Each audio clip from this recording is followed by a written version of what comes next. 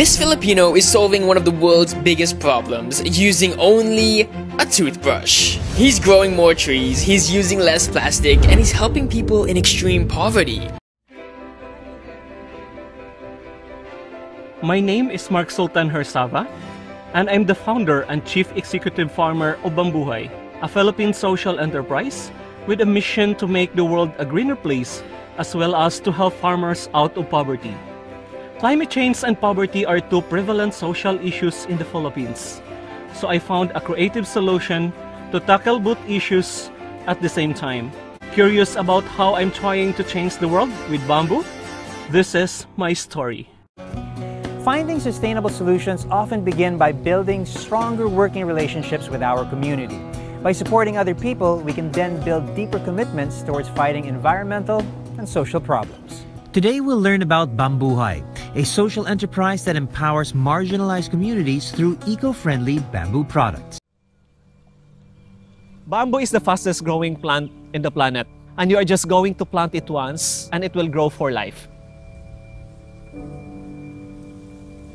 Bamboo is the best plant to mitigate the effect of climate change. Pumunta ako ng Metro Manila para maghanap ng trabaho. At nung nakita ko yung Metro Manila, ang daming basura, ang daming plastic nakakalat kahit saan-saan lang. Growing up in that kind of environment, my passion to environment started on that I need to do something. And Bambuhay was born.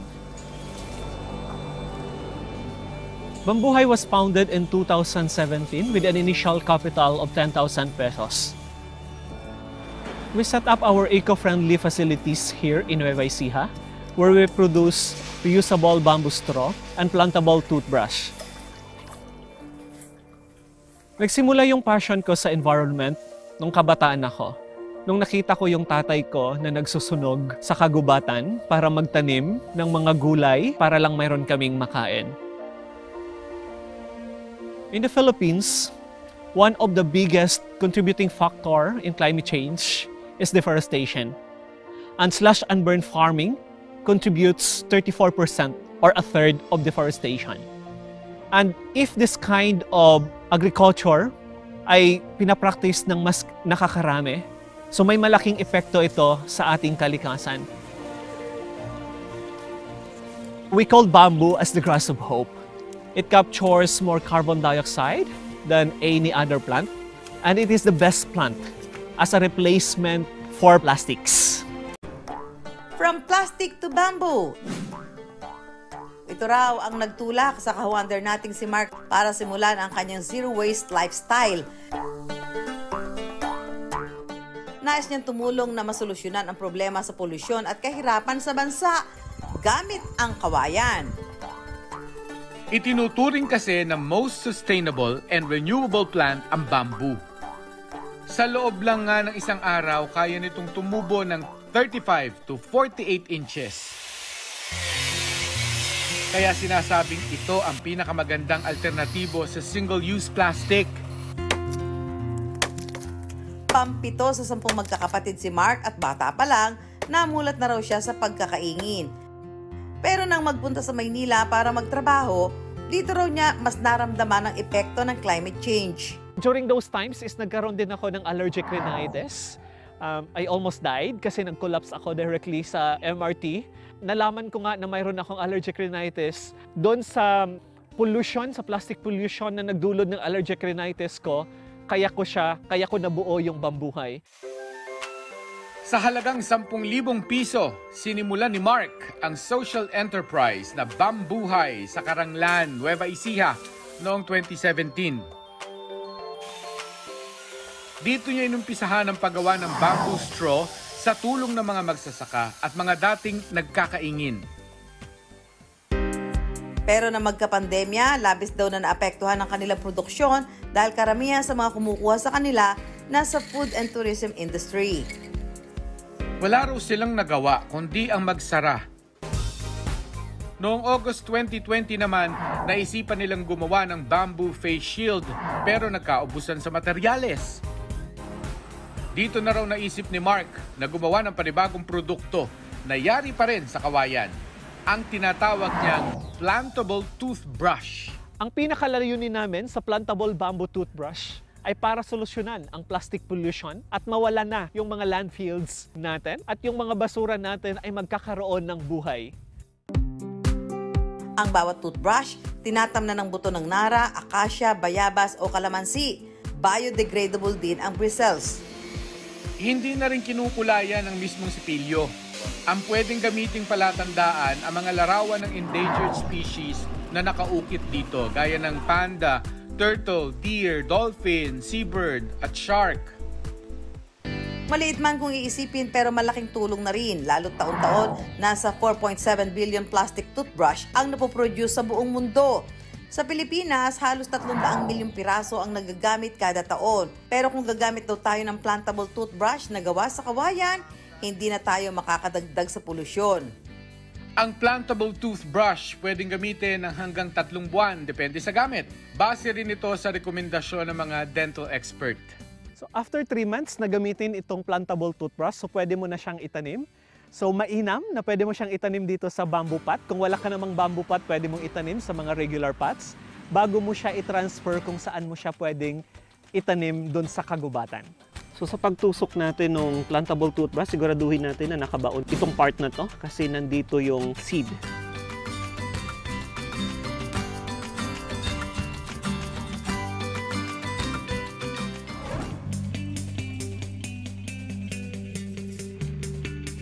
Dahil sa kanyang advokasya, marami na rin natulungan si Mark sa ating mga kababayan. Bago po ako nagtrabaho sa Bambuhay, ang trabaho ko po dati, nagbubuho kami, tapos nagkakaingin. Inkis na wala po kaming makain, mangungutang din po sa tindahan. Nakatulong po yung Bambuhay sa aking pamilya dahil po noon talagang said-said po kami. Pero ngayon pong andito na po ako sa Bambuhay, maluwag-luwag na po yung buhay namin. At least kumakain po kami ng 3 beses sa isang araw po. Sa ngayon, nasa 598 hectares ang nire-reforest ng Bambuhay o yung bang tinatamnan nila ng mga bagong puno. Isa sa napili nilang i-adopt ang Pantabangan Karanglan Watershed. Dito nila dinadala ang mga tumubong plantable toothbrush at iba pang tanim na bamboo. Para matiyak na lalago ang mga puno, kumuha rin sila ng mga tagapag-alaga na dating mga illegal logger. Noong nakaraang taon, inilunsad ng Bambuhay ang 1 billion mission.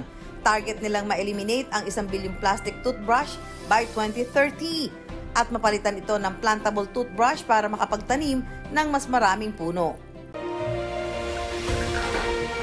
By using bamboo in our community, napigil na yung mga slash and burn farmers. We eliminated around 1,100 tons of plastics and we planted more than 100,000 bamboos and trees. Now, we've grown thousands of trees throughout the Philippines and helped to solve the plastic toothbrush problem. And this toothbrush doesn't only help the environment, it also helps the people because they gave hundreds of Filipinos jobs. We are impacting a lot of farmers, and all of them used to live in extreme poverty, like me.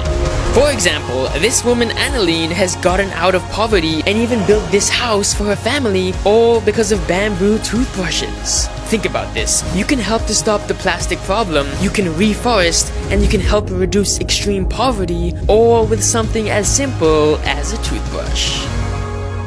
Ako po si Carlito. Dati po akong nagpupulak ng buho. Ngayon po pinalad po ako na makuha bilang trabahador ng Bambuhay. So ito na po ako ngayon. Ako na po ang production head ng Bambuhay. Yun po, malaki pong naitulong ng Bambuhay sa amin. Yun po ang nagpaparal sa 2 high school ko pong anak. Higak kayang pisali bakwag, mga lambulo, inakakitaan hakihan aggaw 130 pesos. Nihaya, naklaw ka mangalan bambu buhay, inakaw kitan 600 per day. Lumaganda rin naman kasi sumasapat na sa kita dun sa pang-araw-araw naming pangangailangan. By using bamboo in our community, napigil na yung mga slash and burn farmers. We eliminated around 1,100 tons of plastics and we planted more than 100,000 bamboos and trees. Sana madagdagan pa yung mga farmer na matulungan namin na maiangat sa kahirapan. By 2030, we are planning to plant 1 billion bamboo. My purpose in life is nakita ko na doon, maitigil yung deforestation and to give opportunities to the marginalized communities here in the Philippines. I nearly lost my life to climate change, but that experience led me to discover bamboo, the plant of hope. Our environment is in peril, but I believe the solutions to this crisis are there in nature.